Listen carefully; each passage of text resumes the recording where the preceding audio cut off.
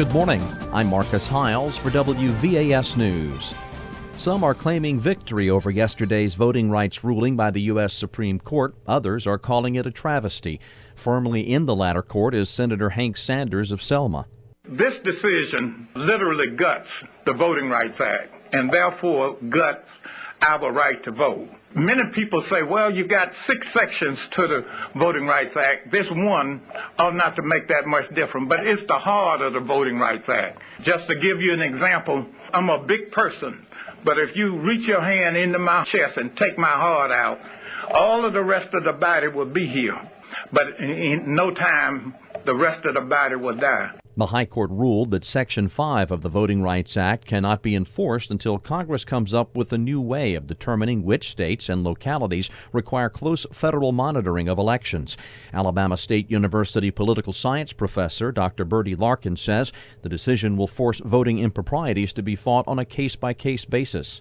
We should, as a minority, continue to do what we've always done, but with our eyes open that other techniques that have been used in other places to block minority progress in terms of voting and representation, just be mindful that they will appear and that you have to be able to fight them one by one right now in the court setting, because you don't have a broad vehicle now like the Voting Rights Act that the review process would be automatic. Supporters of the ruling include Republican State Representative Jim McClendon, who hails from Shelby County, the county that brought the challenge to the Supreme Court. I'm not too sure that there wasn't good reason for doing this back when it was done, but this is a different place today. This is a different state. We've got a different attitude. I feel very good about the Supreme Court acknowledging the fact that here we are almost a half a century later, things have changed, and if you're going to hang this requirement on somebody's neck to carry out every time you try to do something to make your state a better state as far as from the voting side, I'm just glad to get this out of the way and get on with it. Alabama Attorney General Luther Strange says the decision will save the state money during elections. Well, I think it's just very important. It's a practical matter. The state will no longer have to jump through hoops that other states don't have to jump through in order to just do routine business. So it could be a local election, a municipal election. There's a tremendous amount of cost and delay that goes into the process of getting this bureaucratic approval, from the tiniest city council election to statewide redistricting. So that requirement is removed, and Alabama and the other covered jurisdictions will be treated the same. Congress could resurrect the preclearance requirement with new rules, but for now, the 5-4 decision represents a major change across the South. Police continue to investigate a domestic dispute in which a man shot his wife, then turned the gun on himself. Emergency personnel were called to a home in the 3600 block of Carriage Oaks Court around 1:20 p.m. yesterday. The husband and wife were taken to a local hospital where the man later died. The woman was last reported in critical condition. Police say the shooting stemmed from an argument between the two. No names have been released. Montgomery has been selected by the American Cancer Society to participate in Cancer Prevention Study 3, or CPS 3.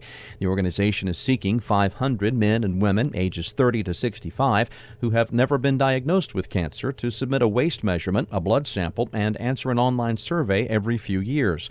Alabama Health Officer Dr. Don Williamson says CPS 1 was the first study to definitively link cigarette smoking and lung cancer, while CPS 2 showed a connection with obesity and certain types of cancer.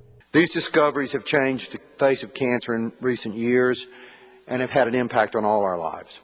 CPS 3 is a commitment of this generation and this time to the future. It's the results of CPS 3 that will alter the way our children and our grandchildren live, that will provide information about what causes cancer, about ways to detect it, to treat it, and ultimately, we can hope, cure cancer. August 15th and August 21st through the 23rd are the enrollment dates. Pre-registration is required. Those who are interested may log on to cps3montgomery.org for more information. State officials have completed a probe of traffic stops in Bibb and St. Clair counties in which drivers were asked to provide anonymous blood, breath, and saliva samples as part of a study. Alabama Secretary of Law Enforcement Spencer Collier says that people who were asked to give samples didn't report undue pressure to participate in the voluntary study. He says law enforcement officers had limited contact with participants while researchers collected the samples. Officials say the samples didn't influence any arrests. Collier says participation in the study was not authorized by any state department, and he suggested to Governor Robert Bentley the state officers refrain from participating in the program in the future. The study was part of an initiative backed by the National Highway Traffic Safety Administration. We're up to 76 degrees in the capital city. Montgomery area weather, another hot day in the low 90s today.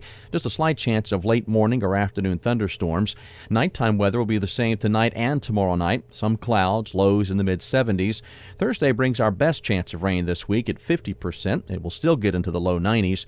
Friday is even hotter, up around 95. 40% possibility of showers that day. Weekend weather, 40% chance of rain on Saturday, 30% on Sunday. Highs near 90, lows near 75. You're listening to WVAS at Alabama State University. For more news, weather, and information 24 hours a day, you can log on to WVASFM.org. I'm Marcus Hiles, WVAS News.